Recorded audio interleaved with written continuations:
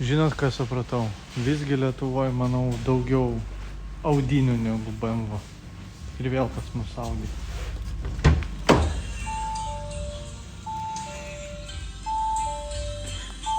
Tai užvakar darėm panašią A5 tokiam pačiam kėbulę, dabar A4.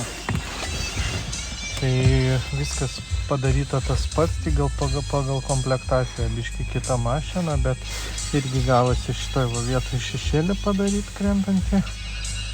Tada šitoj va vietoj irgi praklijuota juostelė krenta, štai toks šešėlis pas mus ant panelės. Na ir durų apdailos yra korpusinė juostelė tenai, durų kišenė ir durų rankena. Ryškumas reguliuojasi, spalvos keičiasi. Tai va, daug maž taip atrodo. Dabar paskutiniu metu kažkaip viena Audi pas mus važiuoja, tai darom visas mašinas. Audi tai Audi, BMW tai BMW, Mercedes tai Mercedes.